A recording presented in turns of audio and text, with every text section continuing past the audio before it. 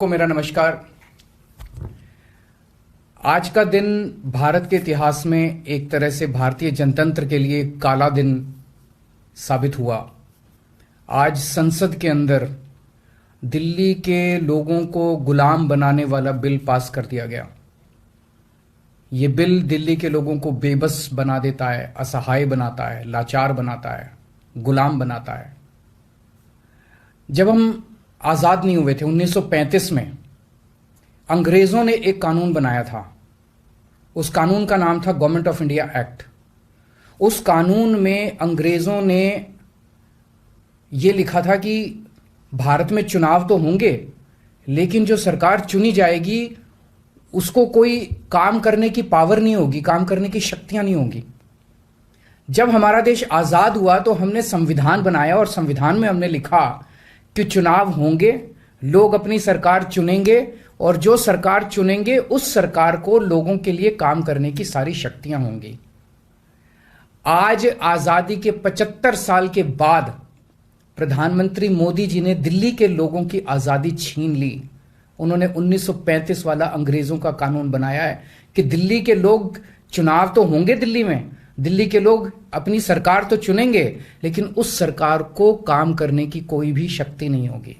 ये कानून आज हमारे देश की संसद ने पास किया है।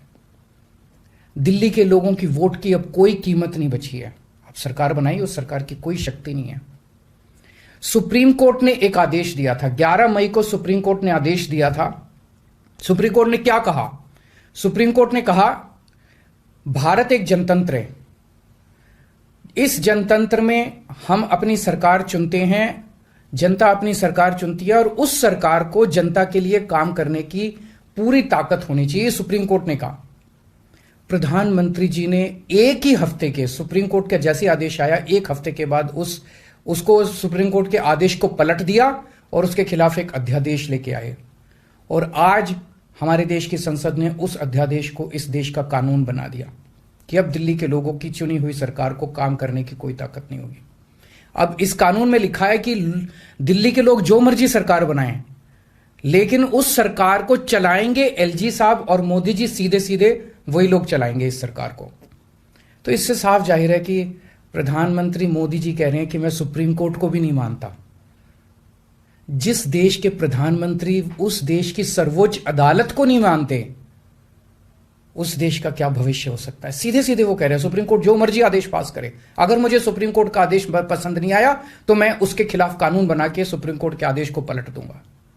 इतना अहंकार हो गया इन लोगों को।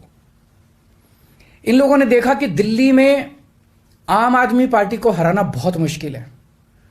पिछले 4 चुनाव सीधे सीधे 2013 में, 2015 में, 2020 में और उसके बाद एमसीडी का चुनाव, सीधे सीधे 4 चुनाव बीजेपी आम आदमी पार्टी से दिल्ली में हार गई। दिल्ली के अंदर 25 साल से ज्यादा हो गए अब बीजेपी की सरकार नहीं बनी है। 25 साल से इनको वनवास दिल्ली के लोगों ने दिया हुआ है। तो इनको लगा कि आम आदमी पार्टी को हराना मुश्किल है, तो इन्होंने चोर दरवाजे से, पीछे से चोर दरवाजे से इन्होंने दिल्ली की सत्ता को हथियाने की कोशिश की है। दिल्ली के लोगों ने एक बार आम आदमी पार्टी को 70 में से 67 सीट दी और 3 सीट बीजेपी को दी। दूसरी बार 70 में से 62 सीट दी और 8 सीट बीजेपी को दी। तो एक तरह से दिल्ली की जनता ने चिल्ला चिल्ला के बीजेपी को कहा है कि दिल्ली के अंदर दखलंदाजी मत करना। प्रधानमंत्री जी को साफ साफ शब्दों में दिल्ली के लोगों ने कहा, 7 सीट उनको नेशनल चुनाव में 7 सीट दी और दिल्ली के चुनाव में 3 सीट दी। तो मोदी जी को साफ साफ दिल्ली की जनता ने कहा कि दिल्ली के काम में दखलंदाजी मत करना, आप देश संभालो। लेकिन मोदी जी कहते हैं मैं जनता की बात नहीं मानता। इतना अहंकार हो गया, ना जनता को की बात मानते, ना सुप्रीम कोर्ट की बात मानते। और आपको पता है इस कानून में क्या लिखा है, जो कानून आज पास किया है? इस कानून में लिखा है कि दिल्ली के ऊपर से नीचे A category, B category, C category, D category, जितने दिल्ली सरकार के कर्मचारी हैं, उन सारे कर्मचारियों को के बारे में सारी पॉलिसी केंद्र सरकार बनाएगी। उनकी ट्रांसफर पॉलिसी, कौन अधिकारी, कौन चपरासी क्या काम करेगा, ये देश के प्रधानमंत्री बैठ के दिल्ली सरकार का कौन सा चपरासी क्या काम करेगा, कौन सा चपरासी फाइल उठाएगा, कौन सा चपरासी चाय पिलाएगा, कौन सा चपरासी खाना, ये काम रह गया प्रधानमंत्री जी को। इसके लिए प्रधानमंत्री बनाया था देश का कि आप दिल्ली के चपरासियों की ट्रांसफर पॉलिसी बनाओगे बैठ के प्रधानमंत्री बन के? आप केंद्र चलाओ ना। आप दिल्ली के अंदर क्यों दखल अंदाजी कर रहे हो? आपको क्या लगता है ऐसा क्यों कर रहे हैं? वो ऐसा इसलिए कर रहे हैं क्योंकि पिछले 7-8 साल में बिना किसी पावर के भी हम लोगों ने जो काम किए हैं, हमने इतने शानदार स्कूल बनाए, इतने शानदार अस्पताल बनाए, 24 घंटे बिजली कर दी, बिजली फ्री कर दी, पानी घर घर पहुंचा रहे हैं, सड़कें बनाई, इतने सारे काम हम लोगों ने कर दिए। इनसे वो काम नहीं हो रहे। 30-30 साल से गुजरात के अंदर इनकी सरकार है, बेड़ा गर्क है गुजरात का। हरियाणा के अंदर इनकी सरकार बनी, हरियाणा में बेड़ा गर्क है इनका। मणिपुर के अंदर बीजेपी की सरकार है, मणिपुर को जला दिया इन लोगों ने। इसलिए केजरीवाल के साथ कंपटीशन नहीं कर सकते, काम में कंपटीशन नहीं कर सकते, हमारे जैसे काम नहीं कर सकते, आम आदमी पार्टी के जैसे काम नहीं कर सकते। इसलिए केजरीवाल को काम करने से रोको, किसी भी तरह से केजरीवाल को काम करने से रोको, बस ये इनका मकसद है। मैं सुन रहा था अमित शाह जी को, वहां पे संसद में भाषण दे रहे थे, कहते हैं झगड़ते बहुत हैं ये लोग, झगड़ते बहुत हैं ये लोग। मैं स्कूल बनाता हूं, ये मेरे को स्कूल नहीं बना देते। फिर मैं जब इनसे कहता हूं मेरे को स्कूल बना देने दो, तो कहते झगड़ता बहुत है केजरीवाल।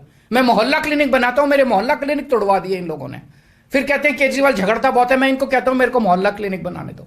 मैं अस्पताल में दवाइयां फ्री करता हूं, कहते हैं दवाइयां फ्री क्यों करता है। मैं बिजली फ्री करता हूं, कहते हैं केजरीवाल फ्री भी दे रहा है, फ्री की रेवड़ियां दे रहा है, कहते हैं झगड़ते बहुत हैं। मैं जो भी करता हूं, चाहे झगड़ता हूं चाहे जो भी करता हूं, दिल्ली के लोगों को पसंद हूं। इसीलिए 3 बार 4-4 बार दिल्ली के लोगों ने मेरे को, जो भी कर रहा हूं ठीक ही कर रहा हूं, तभी 4-4 बार लोगों ने हमें वोट दिया। और होम मिनिस्टर अमित शाह जी क्या कहते हैं, मैंने सुना उनको संसद में, हमारे पास पावर है, संविधान ने हमें पावर दी है कानून पास करने की, हमारे पास पावर है, हमें सुप्रीम कोर्ट ने पावर दिया है ये कानून पास करने की। अरे आपको पावर दी है जनता की सेवा करने की, जनता के ऊपर अत्याचार करने के लिए पावर नहीं दी आपको। इतना घमंड मत कीजिए अमित शाह जी।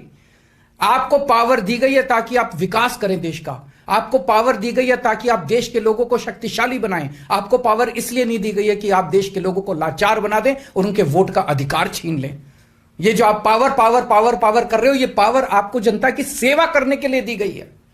मैंने देखा है अमित शाह जी पिछले चुनाव में आप घर घर जाके दिल्ली के अंदर पर्चे बांट रहे थे, एक एक घर में जाके आप पर्चे बांट रहे थे। दिल्ली के लोगों ने आपको नकार दिया। अब आप दिल्ली के लोगों को तमाचा मारने आ गए। केजरीवाल से नफरत करते करते इस नफरत में इतने अंधे हो गए कि आपने दिल्ली के लोगों के ऊपर अत्याचार करना चालू कर दिया। और मैं प्रधानमंत्री जी को याद दिलाना चाहता हूं, 2014 के चुनाव में प्रधानमंत्री जी आप खुद आए थे दिल्ली, आपका भाषण उठा के देखिए। आपने दिल्ली की जनता को प्रॉमिस किया था कि मेरे को प्रधानमंत्री बना दो, मैं अब दिल्ली को पूर्ण राज्य बनाऊंगा। उसके पहले, हर चुनाव के पहले भारतीय जनता पार्टी ने आंदोलन किए हैं दिल्ली के अंदर दिल्ली को पूर्ण राज्य बनाने के लिए।